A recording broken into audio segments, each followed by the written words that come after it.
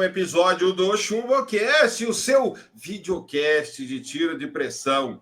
E hoje, assunto, sugestão da Ivanilda. Esse pessoal do tiro de pressão que caiu no conto do vigário de marcas meia boca por aí. Brincadeira, brincadeira. A Ivanilda até regalou. Vamos lá, vamos fazer certo. Se fosse assunto de Ivanilda, ia ser bom fazer excelente hambúrguer gourmet. Ai, gente. Bom, pessoal. Não, peraí, deixa eu... Vamos mais uma! Ficou até nervosa. Vamos lá. Eu fiquei essa.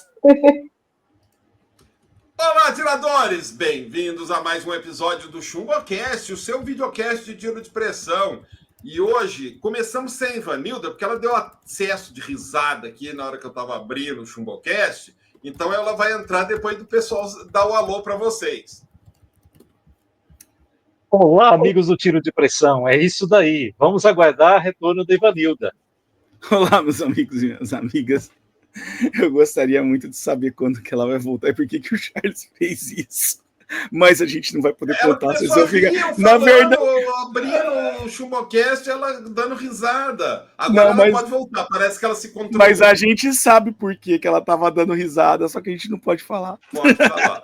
Vai, Vanil. Pode falar, pessoal. Vamos para mais uma gravação e o Charles querendo fazer pegadinha comigo. Não, vou fazer uma coisa. Será que a gente fala no final do vídeo, Charles, para o pessoal assistir até o final? Não. Ou em algum momento do vídeo? Não, proibido, assunto proibido. Não sei. Será que a gente não fala no vídeo? Eu vou falar uma coisa para vocês. O ChumboCast nem tem tanta audiência assim no canal. Tem, em geral, metade do número de visualizações dos vídeos normais. Mas a gente se diverte tanto gravando. Pois é. Que vale a pena, cara. Nem que se ninguém assistisse, ainda estava valendo a pena. Isso aí. Mas virou assim todo sábado cedo. Agora são 8h20 da manhã, virou nosso ponto de encontro semanal. Quando não tem, a gente fica triste. Mas vamos lá. Hoje eu queria falar com vocês da gente bater um papo com o pessoal que está assistindo a gente. Mudou o clima. Começou a época de chuvas em várias regiões do país. Graças a Deus, deu aquela amenizada na temperatura. Em alguns lugares já está começando a ficar friozinho. E pelo menos aí até o mês de agosto, por aí, esse tempo vai ficar assim. E eu acho que cabe a gente falar um pouquinho sobre isso, né? Sobre essa mudança de tiro de pressão de acordo com o clima. E eu acho que vamos começar falando primeiro do tiro de pressão em dias mais frios. Muito atirador, principalmente o pessoal mais novato, vai começar a notar que tem uma mudança no tiro de pressão. Afeta a balística, afeta o desempenho das PCPs. E eu acho legal a gente começar por aí. Aí a gente vai começar com o nosso físico de plantão, que é o Rondon. Rondon, vamos falar primeiro da balística do tiro de pressão. Explica aí para o pessoal, tem uma mudança entre dias quentes e dias frios da balística? O que afeta a balística? Por que dias mais frios afetam a balística do tiro de pressão? Vamos lá, Charles, eu vou falar de uma análise física. A balística em si, eu acho que o shooter aqui é melhor, porque a balística vai estar relacionado com o projétil e a arma ali. Bem, em relação à temperatura e pressão, nós vemos que, nesse caso aí, nós vamos tende a ter uma temperatura e pressão mais estável. Então, você vai ter um arraste um pouco maior do projétil, do chumbinho, mas tende a ser mais constante. Então, nesse caso, se você fizer o ajuste certo da sua arma, da sua mira, acertar a munição correta para aquela situação, você tende a ter disparos mais aproveitáveis.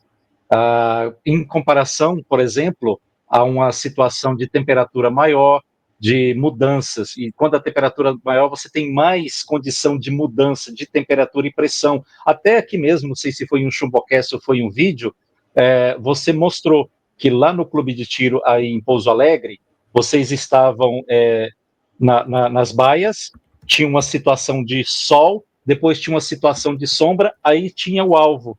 E essa sombra, quanto mais ela foi chegando, ela foi acabando com essa situação de sol, mais foi desviando o ponto de impacto lá no alvo.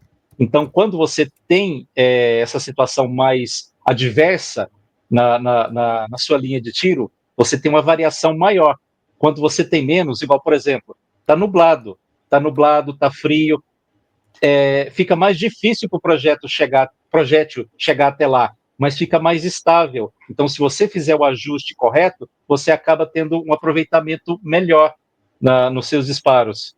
Então, sim, tem mudança por conta da temperatura, por conta da pressão, e isso afeta realmente. E eu vi situações que armas que atiravam muito bem numa situação de temperatura mais alta, passou até a disparar sem o dedo no gatilho quando estava mais frio. Então, tem muitos fatores que podem influenciar nisso daí.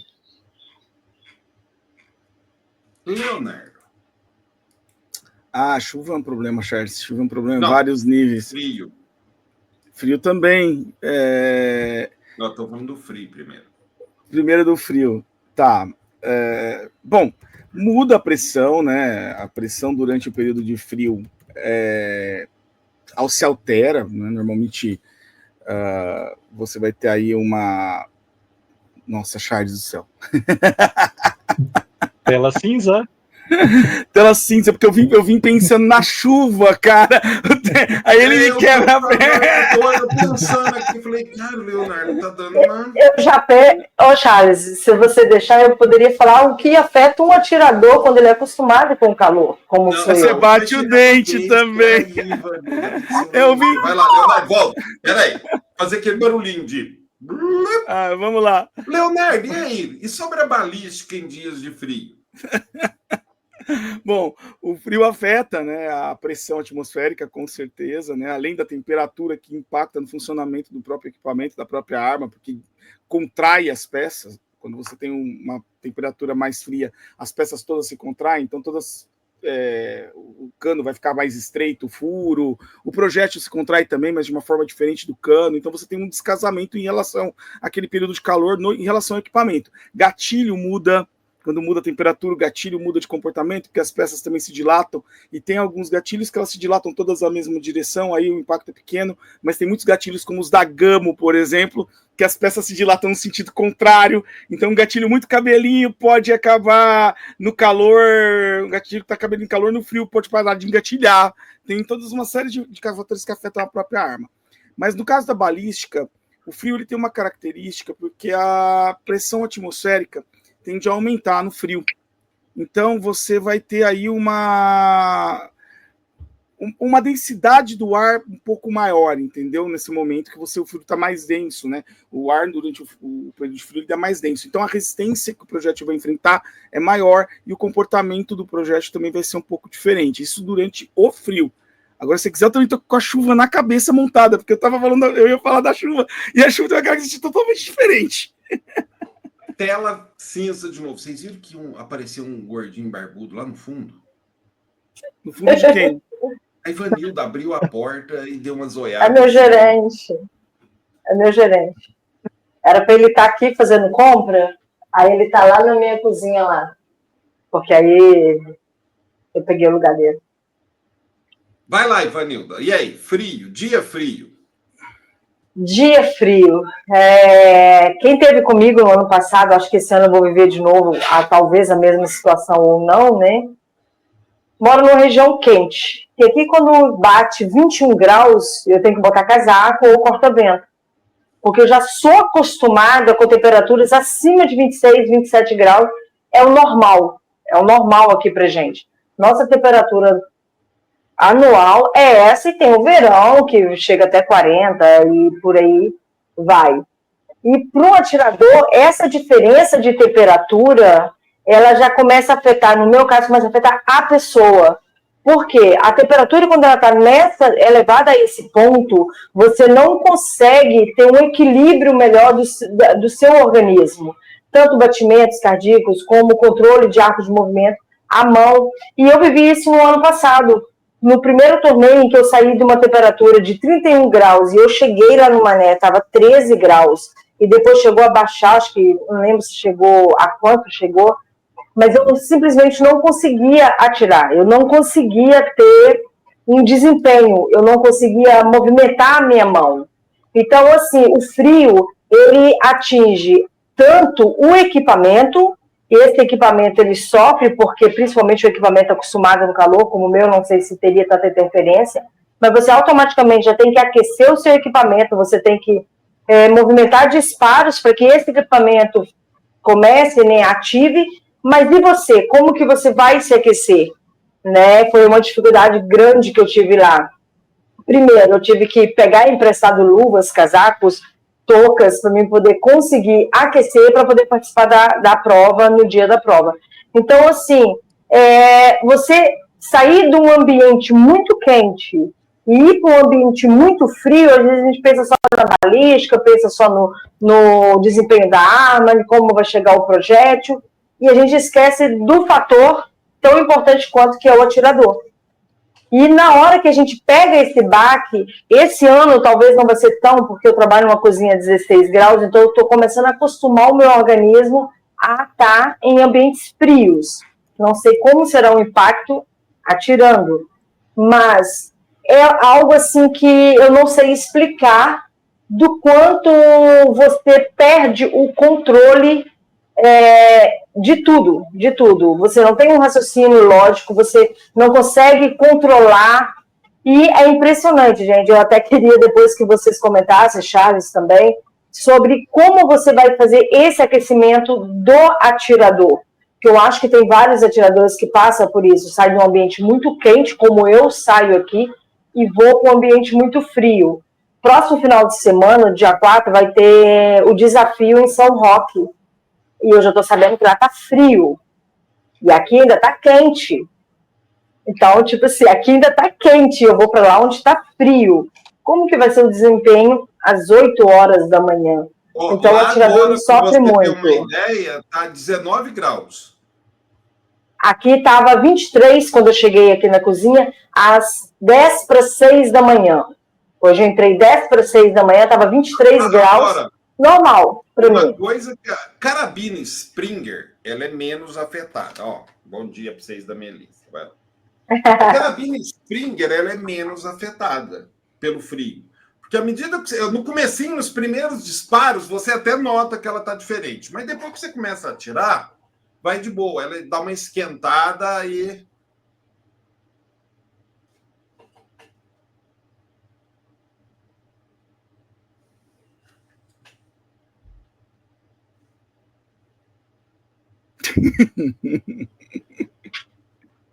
Fala assim, Zé. Eu mutei. Não, eu mutei. Pode falar que eu mutei agora. Como é que você faz uma explicação sobre como é que a PCP altera o funcionamento quando a mulher fazendo? Mas, enfim, a PCP, a Springer, você tem um funcionamento, vamos dizer assim, melhor no frio. Daí começou a fazer os tiros ali, ela logo entra ali, vamos dizer assim, no...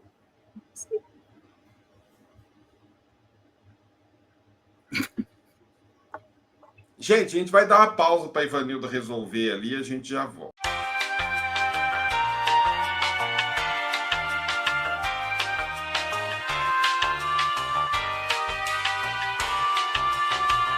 Vou retomando. Carabinas Springer se dão melhor no frio. Por quê? É mais rápido ela estabilizar. Você começa a atirar, ela dá ali o pico de temperatura no cano, esquenta o arreamento, rapidinho ela está funcionando.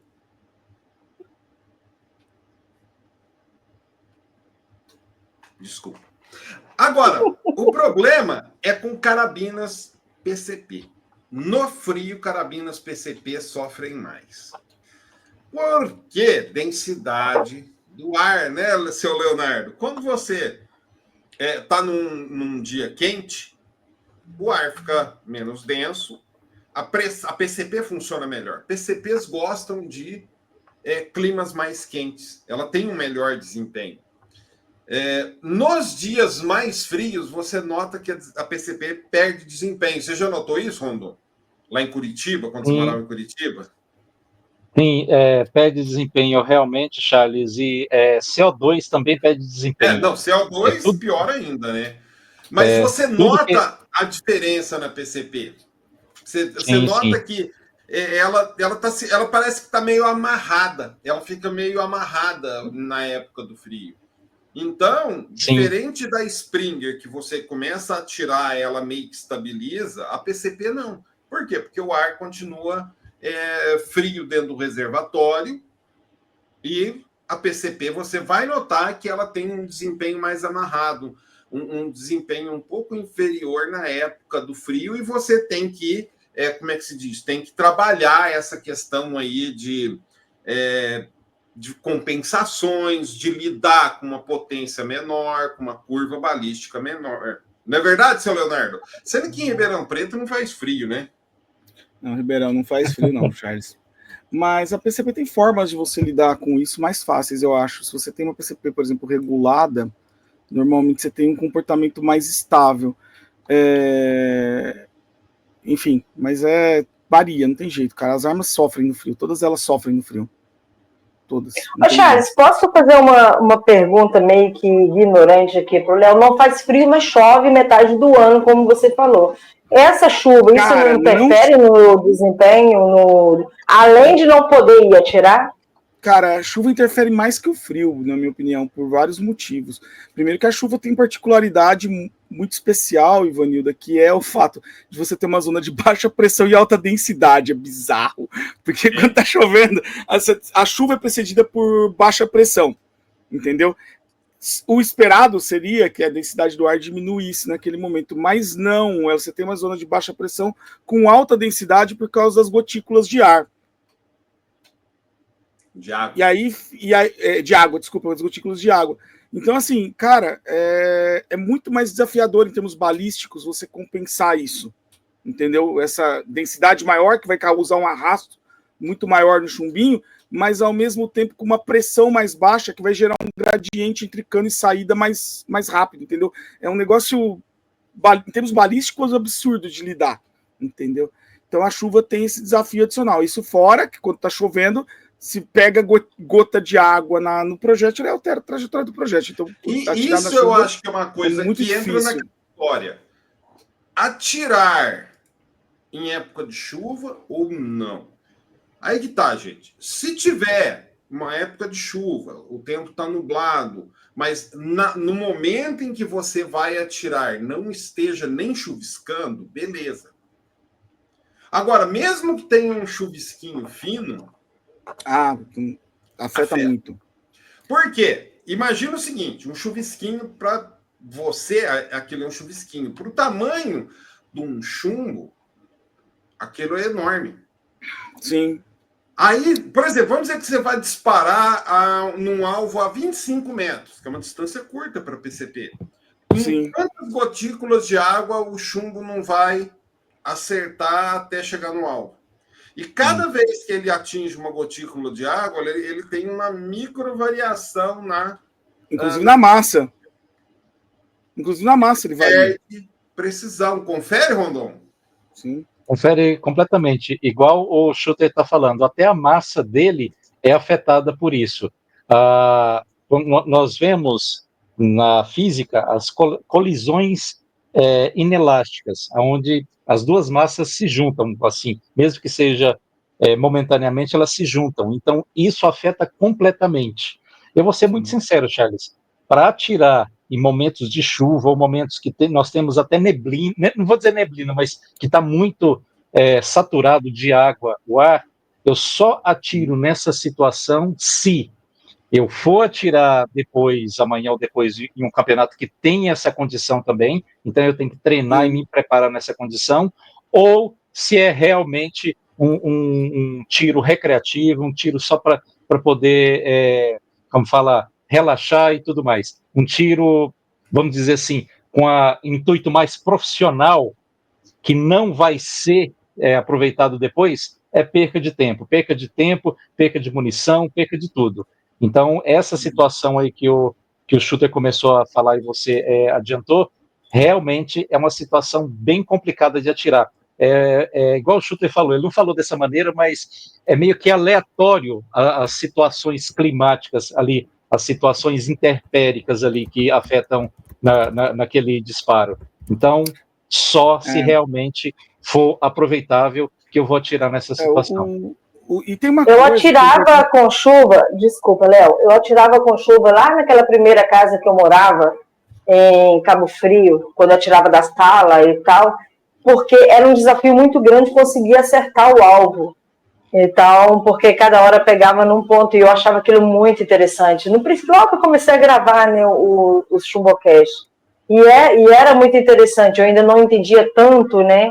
Estava muito no princípio, no tiro, e o desafio era conseguir acertar o alvo com, na época, minha B12, que era super precisa, que eu já estava bem alinhada de precisão nela, e eu não conseguia acertar o alvo. Então, e o interessante, né, que ele se não estou enganada, 17 ou 19 por 19, né, o alvo. 17. E, 17. 17, né? Cada hora ele pegava, mirando no centro, ele pegava numa posição. Aí eu sempre ficava imaginando, será que pegou uma esgota de um lado, isso interferiu, o chumbinho capotou durante a pegada, né, das gotas, Então era muito interessante conseguir acertar o alvo, e muitas vezes não pegava o alvo, não acertava nem sequer o alvo que estava na frente. É engraçado isso, é bem engraçado, porque é o seguinte, a estatística é uma coisa linda, né?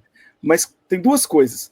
Quando você tem uma chuva, vou pegar a diferença entre chuva e ar saturado, que é o que o Rondon falou, e ar úmido. O ar úmido, por incrível que pareça, ele é menos denso do que o ar seco, porque ele normalmente gera gradiente de pressão para cima e acaba diminuindo a densidade e a pressão. O ar saturado ele é mais denso, porque ele tem gotículas. E as chuvas são gotículas muito pesadas, e o chumbo vai carregando essa água, e ele vai sofrendo impacto. É a mesma coisa que você ir batendo em muretinhas, em murinhos, e por isso que ele desvia. Só que, olha que engraçado, uma coisa que eu vou falar para vocês que é bem divertida. 100 metros uma chuva, tá? 100 metros uma chuva, é mais fácil a chuva do que num calor muito intenso, pensando em extremos. Entendeu? Pensando em extremos é mais fácil. Peraí, que eu acho que a minha filha tá fazendo uma gritaria aqui no fundo. Só um minuto. Oi. Então, aí a densidade da água, né, vai causar essas barreiras. Mas a hora que você vê na longa distância, ela vai batendo em uma, batendo em outra, batendo em outra, batendo em outra, batendo em outra, a chance é que ela fique num rumo um pouco melhor definido. E por que o calor intenso é um problema? Porque o calor intenso gera um efeito na longa distância que dificulta muito o tiro de longa distância, que chama-se miragem. Vocês já sofreram com isso? A miragem, ela varia muito, cara. Assim, às vezes de segundos, uma rajadinha de vento muda a miragem e você tá com um ponto no alvo, vira outro, porque, na verdade, a luz está sendo desviada pelas variações da pressão atmosférica. Então, assim, é muito complicado atirar no calor intenso. Eu acho mais difícil atirar num calor muito intenso, em longa distância, do que num dia de gotículas no ar, por exemplo. Mas, cara, lógico que eu não tô falando de tempestade, tá, gente? Porque tempestade dá um arrasto no chumbo desgraçado, aí o chumbo acaba nem chegando às vezes. Mas, por exemplo, um dia que tá uma garoinha, um dia muito mais úmido, tipo um sereninho, eu acho mais fácil atirar em longa distância nesses dias do que num dia muito, muito quente, que você tá com a formação de miragem no solo, entendeu? Que você não consegue mal enxergar onde está o alvo.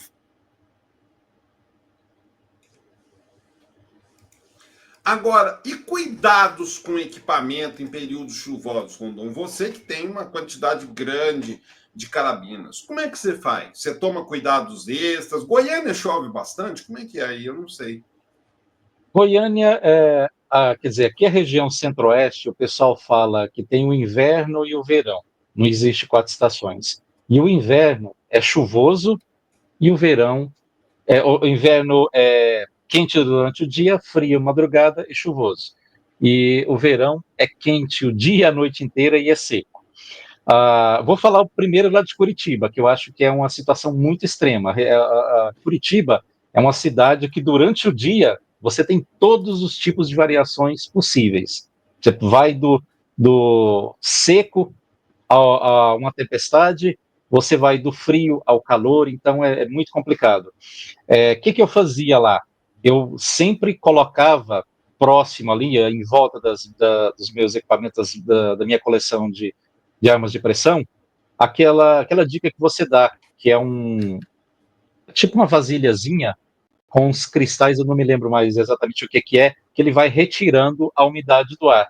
Às vezes que eu não deixava isso próximo das minhas armas, quando eu ia abrir, que no mínimo uma vez por semana eu dou uma conferida em todas elas já estavam ali meio oxidadas, tinha zinabre, essas coisas assim que eu tinha que limpar, tinha que passar o Corrosion X depois e tudo mais. Então, a situação de Curitiba é extrema e temos que ter um cuidado muito grande quando é assim.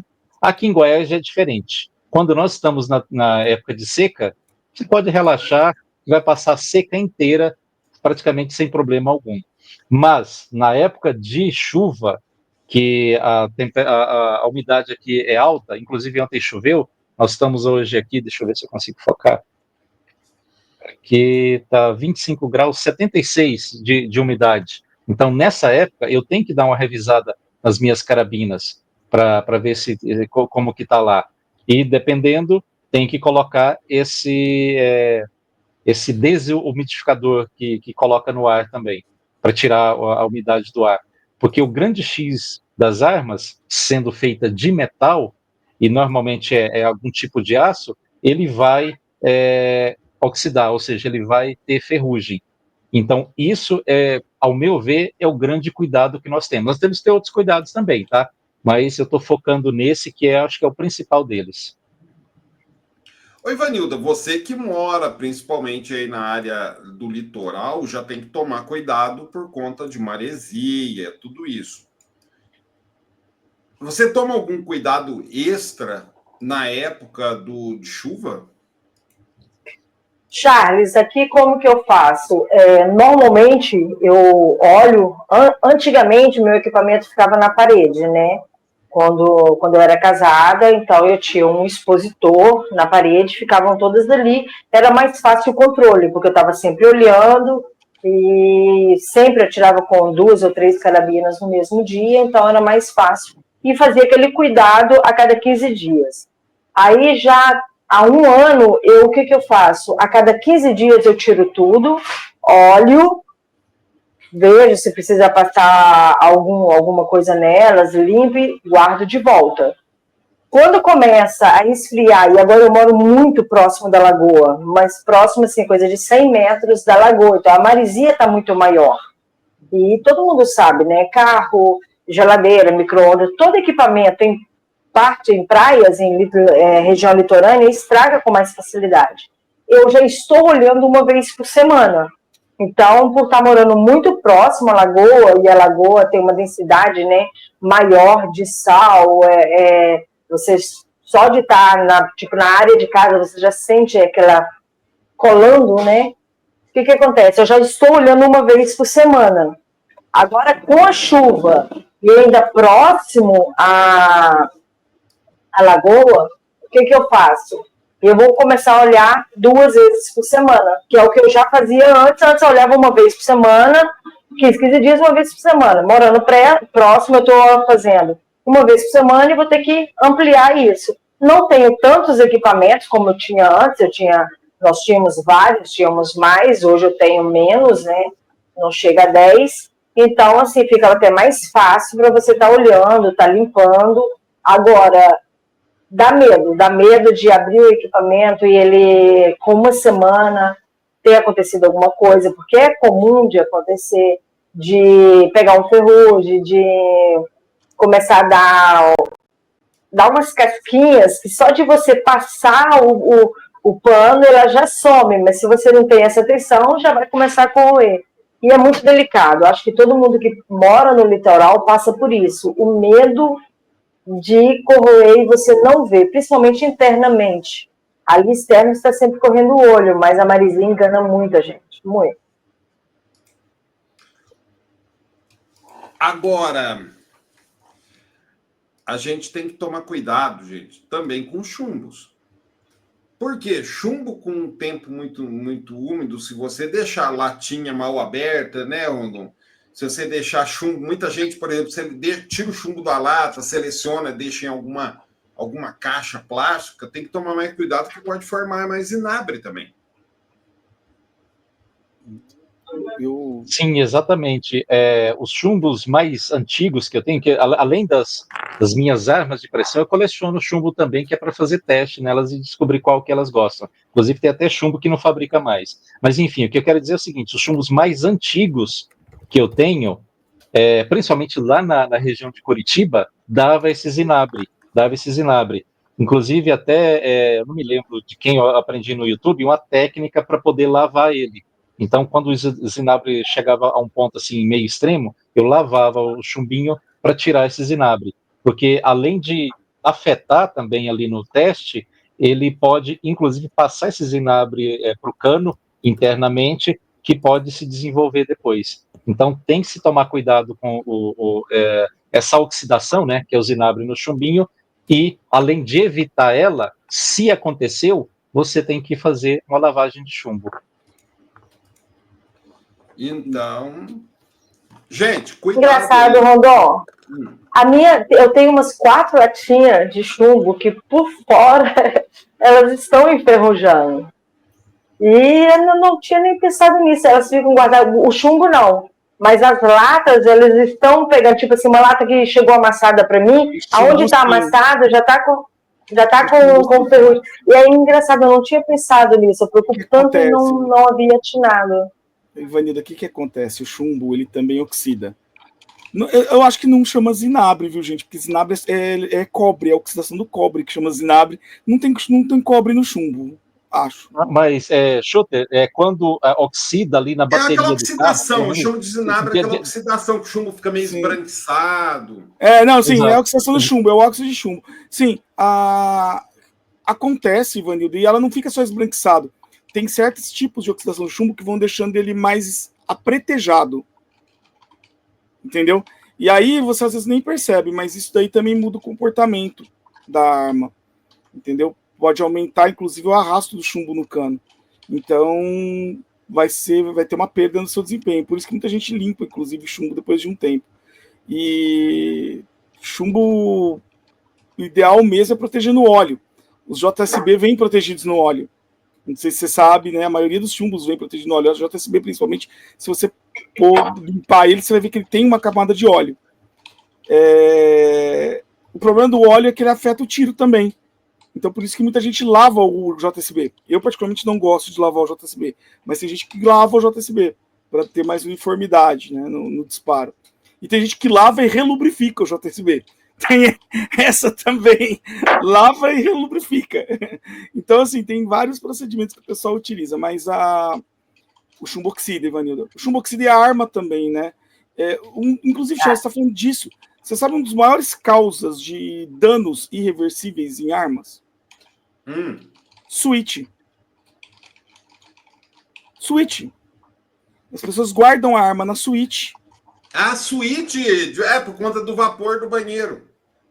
Exatamente. Não se deve guardar armas em suíte por causa disso, porque a suíte normalmente ela é muito mais úmida que os quartos que não são suíte, exatamente por causa do vapor do banheiro. E aí, cara, acaba com as armas. Enferruja tudo por dentro. E a ferrugem, por incrível que pareça, ela causa um dano irreversível. Spring, por exemplo, quando enferruja dentro do cano... Enferruja dentro do cano, você perdeu qualquer uma. Mas a Spring, ela enferruja dentro do cilindro também. E isso é irreversível. Causa furos no cilindro de ar dela. E esses furos, esses microfuros que vão causam vazamentos que você nunca mais consegue resolver nem brunindo. Porque às vezes ele tem profundidade que impede o brunimento. Entendeu? Então, assim, é um veneno. E aí, minha sugestão é usar esses desumidificadores que o Rondon citou, que você fala, né, Charles? Que é o secar, né? É aquele que tem 2 camadas, a água vai acumulando embaixo. O mais famoso deles é o secar, que é um químico. Hoje tem um elétrico desse modelo. Não sei se vocês já viram. um desmultificador elétrico desse modelo que vai guardando a água dentro do reservatório também. Eu tenho aqui 3 deles, eu não uso mais aqui. Ele vai guardando tudo no reservatório. E ele usa uma placa de Peltier para isso. E tem também o uso do bloqueador que você vai usar. Eu recomendo fortemente o WD-40, é o meu favorito, cara. Aplicado com pano, nunca com spray. Aplicado com pano sobre a superfície ser protegida. Shooter, aproveitando o ensejo, você já testou o da FXR? O da FXR está muito barato. No Mercado Livre eu comprei 7 deles. Quer dizer, pode comprar um só, mas aí você vai ter o valor do envio, mas eu comprei 7 para o envio ser gratuito, de R$12,90 cada um. Então é muito barato. Sim. A Rossi está com um também, o da FXR está com um, mas eles não são micro-óleos, né? Nem formam a camada que o... Eles lembram mais o Corrosion X, né? O funcionamento deles. E eles não são micro-óleos que nem o WD. O Corrosion X, esse lubrificante da Rossi, esse lubrificante da FXR, eles são interessantes porque, além de bloquear, eles lubrificam. Então, eles têm potencial lubrificante. Então, a chance deles de emperrar um componente é pequena. O WD, ele é um micro-óleo, então ele seca depois de um tempo. Ele seca muito rápido, na verdade. Então, apesar dele funcionar bem lubrificando no começo, depois de um tempo ele vai ressecar. Só que ele cria um bloqueio químico na peça. Não sei se você já viu que a peça com o WD-40 ela não fica melada e ela fica extremamente brilhante. É um bloqueio químico. Então, para proteção, eu acho ele mais eficaz. Tanto é que eu protejo todas as minhas com o WD-40. Só que você tem que estar ciente que o WD-40, o efeito lubrificante dele é muito curto. Então, às vezes, a arma está protegida por anos, né? Às vezes, 1, 2 anos, e ao mesmo tempo ela perde a lubrificação em coisa de semanas. Entendeu? E aí você corre o risco de ter um travamento numa peça que depende de lubrificação. Então é importante que você... É que no meu caso, eu uso o FX para tirar a ferrugem, tirar os inatos, tirar seja lá o que for de oxidação, e uso depois o Corrosion X para dar essa proteção. Eu uso o WD, eu acho que o WD dura mais que o Corrosion para proteger. Entendi. Mas ele não é um bom lubrificante. Assim, como lubrificante, ele é limitado. Ele vai porque ele é um micro-óleo. Então, o que ele faz? Esse micro-óleo vai dissolver a lubrificação que existe na arma. Então, você vai perder aquela lubrificação que estava lá mais robusta e vai fazer uma lubrificação que vai evaporar muito rápido. Ela evapora, o WD realmente evapora depois de um tempo. E aí, depois que ele evapora, é como se você estivesse totalmente sem lubrificação naquele lugar. Para uma cano basculante, uma coisa assim, cara, não vai fazer diferença. Mas, por exemplo, se você tiver um pino central preso, que a lubrificação é fundamental para a movimentação, pode ser que você tenha um travamento do pino, que a lubrificação vai sumir dali de dentro e você vai ficar sem lubrificação. Aí o pino vai travar, entendeu? Naquela posição. Entendi. Então é melhor você tomar esse cuidado de não esborrifar, para não tirar a lubrificação dos pontos críticos, e só aplica o WD-40 com um pano por cima. Ele vai fazer um bloqueio maravilhoso na arma, entendeu? Vai durar muito. Aqui atrás, por exemplo, essas aqui eu raramente mexo nelas. São quietinhas aqui, entendeu? Raramente mexo. Se eu abrir elas, tem umas aqui que estão há 1 ano aqui dentro. Elas vão estar perfeitas. Por quê? Porque o WD está lá fazendo o trabalho dele. Agora, você tem que manter a lubrificação, porque senão vai ter peça que pode travar. Mas então, gente, esse é o Chumocast de hoje, com muitas telas cinzas. Então, se cuidem aí, cuidem do seu equipamento, dias de chuva, dias de frio, que a gente entendendo um pouquinho isso, a gente cuida melhor do nosso equipamento e atira melhor, tá ok? E dúvidas, comentários, deixe no campo dos comentários, deixe seu like, muito importante para o canal. A gente se vê no próximo episódio. Até mais. Até mais, pessoal. Até mais, pessoal.